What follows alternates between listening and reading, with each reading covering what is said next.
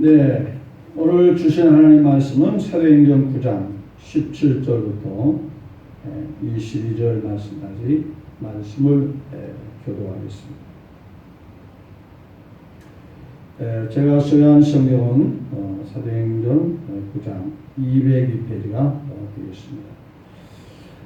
아나니아가 떠나 그 집에 들어가서 그에게 안수하여 이르되 형제 사울아, 주고 내가 오는 길에서 나타나시던 예수께서 나를 보내어 너로 보게 하시고 성령으로 충만하게 하신다 하니, 즉시 사울은 눈에서 비늘 같은 것이 벗겨져 다시 보게 된지라. 일어나 세례를 받고 음식을 먹음에 강건하여지니라. 사울이 다메섹에 있는 제자들과 함께 며칠 있을새 즉시로 가학회에 다니서 예수가 하나님의 아들이심을 전파하니, 듣는 사람이 다 놀라 말하되 이 사람이 예루살렘에서 이 이름을 부르는 사람을 멸하던 자가 아니냐. 여기 온 것도 그들을 결박하여 대제사장들에게 끌어가고자 함이 아니냐 하더라. 사울은 힘을 얻어 예수를 그리스도라 증언하여 담에서 있어 사는 유대인들을 당하게 하니라. 아멘. 네, 사도행전 9장 17절부터 22절 말씀을 우리 같이 교독했습니다. 먼저 하나님께 예배드리는 우리 모두의 하나님의 사랑과 은혜가 믿음, 소망, 사랑 가운데 넘쳐나시기를 주님의 이름으로 축복합니다. 오늘 이 말씀은 현장 예배가 아닌 녹화, 온라인 예배를 위해서 말씀을 전하게 되었습니다. 이 말씀 안에 큰 은혜가 있으시고 또한 하나님께서 우리에게 축복하셔서 크신 은혜가, 크신 역사가 더 넘치게 되시기를 거듭거듭 주의 이름으로 축복합니다. 네, 이것이 말씀을 중심으로 변질이냐 변화냐 라는 주제로 함께 은혜를 나누기를 원합니다. 이 변질, 변화, 같은 변자로 시작하는 낱말이지만 그 의미는 전혀 반대인 의미를 담고 있습니다. 네, 단도직입적으로 말씀드린다면 이 변질은 마귀와 관련된 단어라고 볼 수 있습니다. 그런가 하면 이 변화는 하나님과 관련된 낱말이라고 볼 수 있습니다. 따라서 우리는 하나님 앞에 변질되어서는 결코 안 되는 것입니다. 지금 코로나19로 인해서 모두가 어렵습니다. 심지어 교회에서 예배드리는 일도 현장 예배를 드릴 수 없는 상황에 있습니다. 코로나19가 우리가 조심스러운 질병이기도 합니다. 그러나 이것이 우리의 믿음을 변질시킬까 심히 우려스럽기도 합니다. 물론 믿음이 굳건히 서 있는 사람은 어떤 상황에도 변질되지 않을 줄로 저는 확실히 믿습니다. 그러나 일부 믿음이 약한 사람들은 이 코로나19 이런 분위기에 편승해서 신앙생활이 변질될까 봐 때로는 우려스럽기도 하는 것이 사실이기도 합니다. 성경은 변질된 사례에 대해서 기록된 사건들이 없지 않아 있습니다. 먼저 구약에서 한 사람, 신약에서 한 사람의 예를 들어볼 수 있습니다. 구약에서는 우리가 잘 알고 있는 이스라엘 왕, 초대 왕인 사울 왕을 생각할 수 있습니다. 그는 하나님 앞에 특별한 은혜를 받은 사람입니다. 그가 초대 왕으로 발탁될 때 얼마나 겸손했는지 모릅니다. 내가 기스의 아들 사울을 왕으로 삼겠다고 할 때 그는 스스로 마음이 겸손하고 나다져서 내가 무슨 왕이 돼. 나 같은 사람이 어떻게 이스라엘 초대 왕이 될 수 있어. 이런 겸손한 마음으로 행구 속에 숨어 있었다고 말합니다. 그러한 사울을 발견해서 이스라엘 초대 왕으로 삼아 주신 것입니다. 이것은 매우 큰 복인 것입니다. 큰 은혜인 것입니다. 왕이 되고 싶다 해서 아무나 왕이 되는 겁니까? 더더군다나 사사시대를 거쳐서 이스라엘 초대 왕인 이 자리 말입니다. 하나님이 특별한 은혜로 사울이라는 사람은 이스라엘 초대 왕이 됐습니다. 보통 사람 같으면 이 하나님의 크신 축복과 은혜 쉽게 잊어서는 안 되고 소홀히 해서는 안 될 것이라고 생각해야 하지 않겠습니까? 그런데 세월이 지나고 시간이 지나감으로 인해서 사울이라는 이 사람의 마음은 점점 변질되기 시작합니다. 변화가 아닌 변질입니다. 변질. 내가 이 나라 왕이야. 이 나라에서 나보다 높은 사람이 어딨어? 사실 그 왕의 자리를 누가 준 겁니까? 누가 세운 겁니까? 하나님이 세운 겁니다. 하나님이 주신 은혜입니다. 하나님의 축복입니다. 하나님의 역사입니다. 이런 하나님의 역사를 쉽게 마음에서 변질될 수 있습니까? 변질돼서는 안 되는 것이죠. 그런데 안타깝게도 사울왕은 변질되기 시작합니다. 마음이 교만해집니다. 높아집니다. 하나님이 마음의 안중에도 없는 겁니다. 사람의 비율을 맞추기에 급급합니다. 선지자의 말도 듣지 않습니다. 사무엘 선지자가 기름 부어 왕으로 세웠음에도 불구하고 하나님의 사자, 하나님의 종에 대해서 관심도 없습니다. 말을 듣지 않습니다. 바로 이게 변질인 것입니다. 그러면 그 결과가 어떻게 됐습니까? 성경은 지는 해같이 사울왕은 점점 약해지고 대신 사울왕을 대신해서 왕이 되는 다윗은 점점 강성해졌다고 말합니다.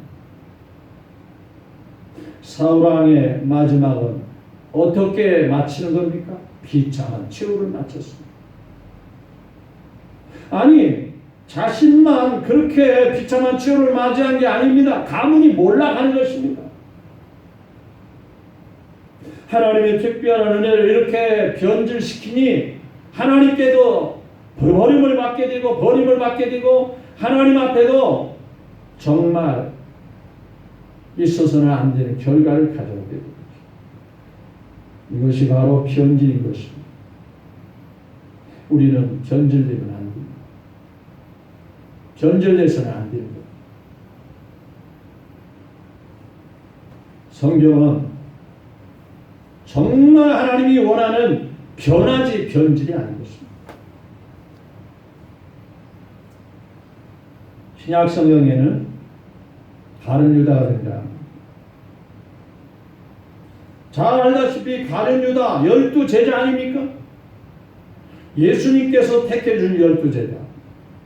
제자가 되고 싶다 해서 나 12 제자 하고 싶어요. 12 제자 중에 한 사람 제자 되고 싶어요. 그런다 해서 제자가 되는 거 아니잖아요.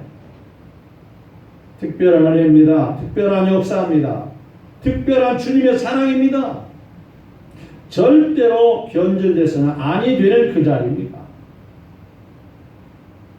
3년 6개월 동안 같이 먹고 자고 예수님이 행하시는 모든 것들을 눈으로 친히 본 가룟유다. 어떻게 생각하면 주님이 많은 표적과 기적을 볼 때 이분은 하나님의 아들이다. 정말 이분을 우리가 끝까지 믿고 순종하고 따라야 되겠다. 이런 마음이 굳세게 자리 잡고 있어야 되는 거 아닙니까? 그런데 이 가룟유다는 변질되기 시작합니다. 예수님이 십자가에서 하나님의 뜻을 이룬다고 하지만 예수님이 십자가에 죽으면 나는 뭐가 돼? 나는 이제 끝이 아니야? 예수님이 죽으시고 이제 떠나시면 우리는 뭐가 되는 거야? 또 앞으로 뭘 먹고 살아? 이런 생각 저런 생각하는 끝에 가룟유다는 예수님을 팔아먹는 것입니다. 배신하는 겁니다. 배반하는 겁니다. 이것이 잘못된 변질인 것입니다.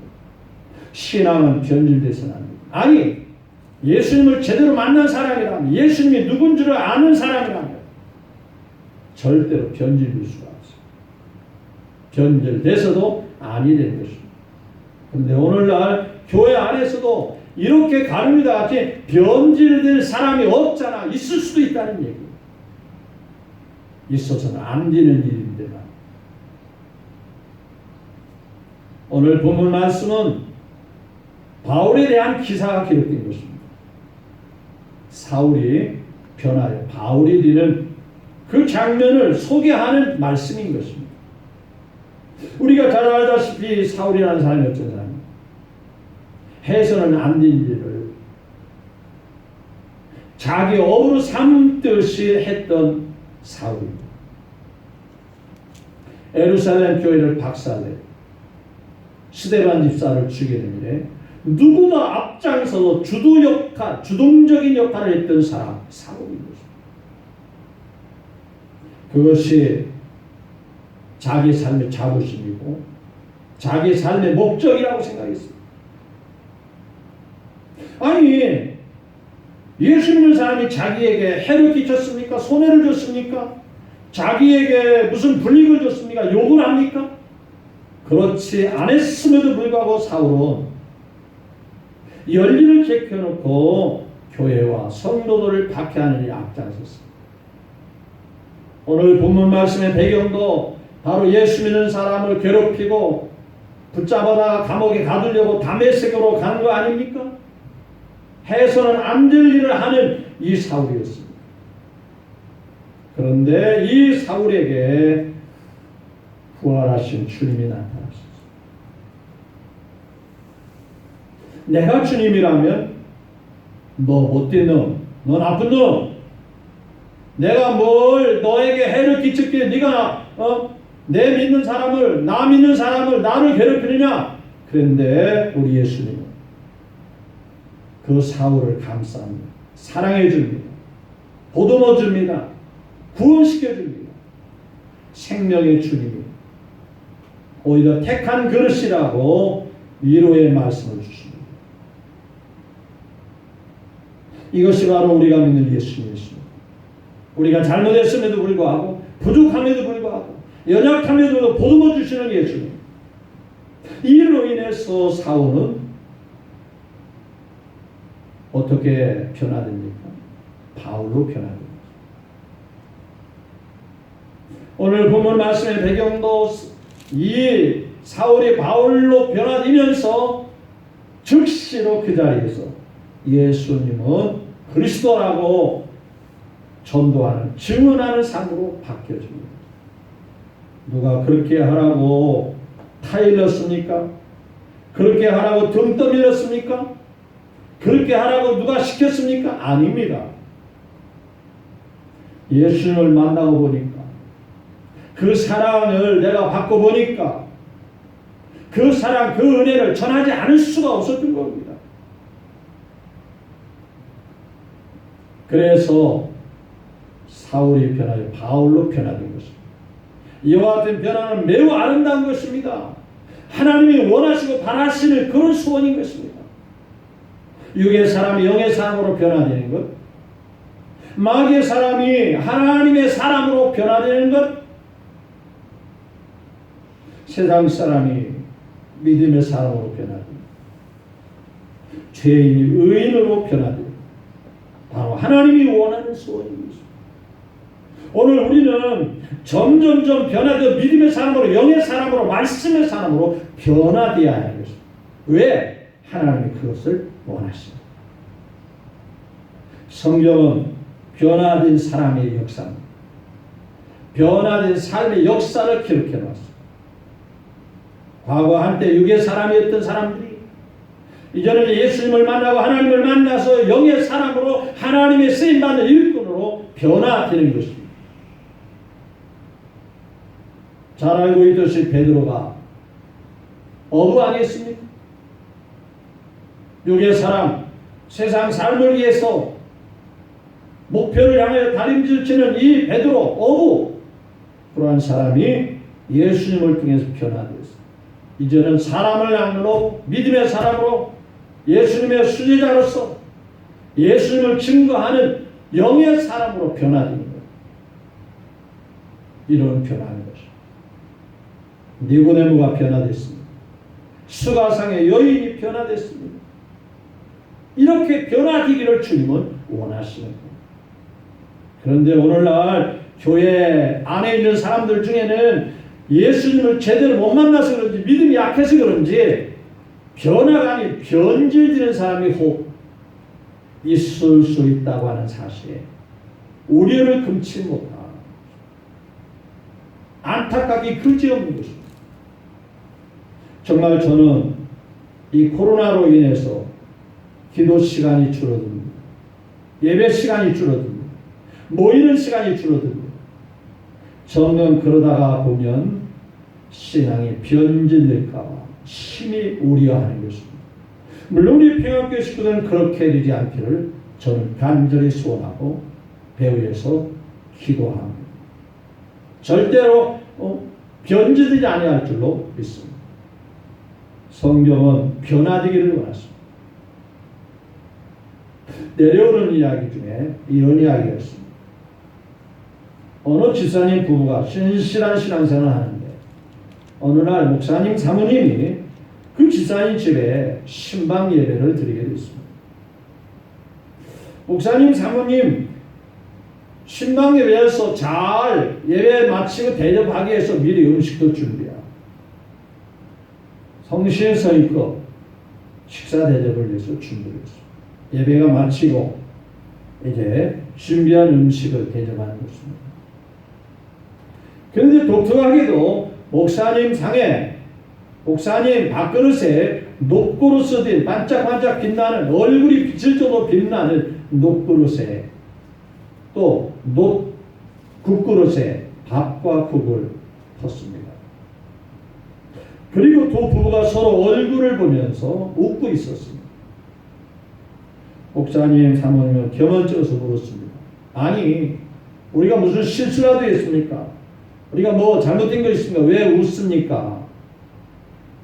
아니 목사님 사모님 우리가 목사님에게 처음으로 대접하는 녹그릇에 대한 의미를 생각하면서 웃었습니다. 아니 무슨 의미가 있길래요? 물어봤더니 그 집사님 두 부부가 이렇게 말합니다.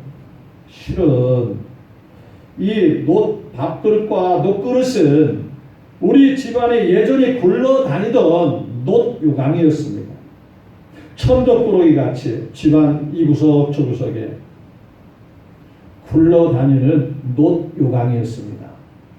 어느 날 놋을 치고 하는 장사꾼이 동네를 다니면서 놋을 구한다고 했습니다. 이 놋요강이 튼튼하고 또 큼직해서 저희들이 생각했습니다. 이것을 녹여서 밥그릇을 만들면 얼마나 좋을까. 그런 생각 그때 물어봤습니다. 이 놋요강을 줄 테니까 녹여서 밥그릇과 국그릇을 만들 수 있는 줄 알았더니 충분히 만들 수 있다고 했습니다. 그래서 만들어 온 것이 바로 저희 부부 밥그릇과 그리고 국그릇을 놋으로 만들었습니다.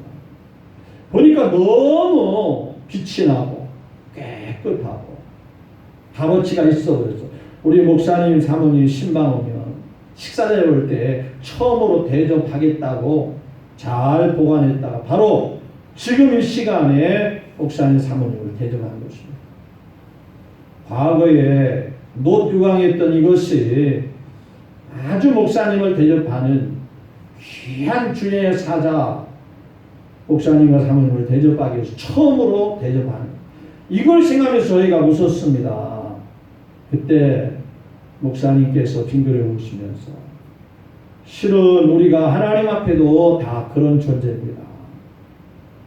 예수님 만나기 전에 우리는 다 놋요강 같은 사람입니다. 어떻게 생각하면 하나님 앞에 천덕꾸리 같이 이 채이고 저희 채이고 마치 놋요강에 이구석 저구석 이곳저곳 굴러다니듯 같이 우리는 하나님 앞에 그런 존재였습니다. 하나님 앞에는 무가치하고 쓸모없는 그런 사람이었습니다. 그런데 어느 날 예수님께서 우리에게 찾아오셨습니다. 육의 사람인 저희들을 영의 사람, 마귀의 사람인 저희들을 하나님의 자녀, 죄인을 의인으로 이렇게 변화시켜 주셨습니다. 마치 무가치한 놋 요강이 아주 값어치 있는 놋 밥그릇과 국그릇으로 바뀌어진 것 같이 우리가 하나님 앞에 이렇게 변화된 것입니다. 얼마나 감사한지 모릅니다. 저희 부부도 그렇고 집사님 부부도 그렇습니다. 과거에 놋 요강 같은 그런 준비였습니다. 늘 감사하면서 사셔야 돼요. 예, 그렇게 할게요. 서로 웃으면서 은혜를 받았다는 이런 이야기입니다. 그렇습니다. 이것이 바로 변화입니다. 변화. 예수님 만나면 변할 수밖에 없습니다. 누구 때문에 변화되는 게 아닙니다. 누구를 위해서 변화되는 게 아닙니다.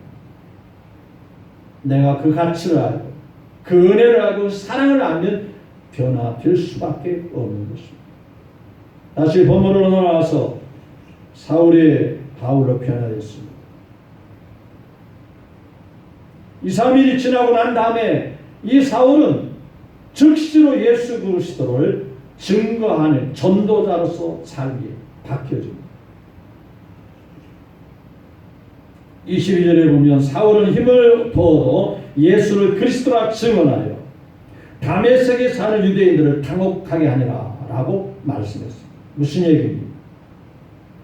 바로 2, 3일 전만 해도 예수 믿는 사람으로 같은 유대인으로서 다메섹에 사는 같은 유대인으로서 괴롭히고 박해하고 심지어는 붙잡아다가 감옥에 가두려고 찾아왔던 이 사울이라는 사람,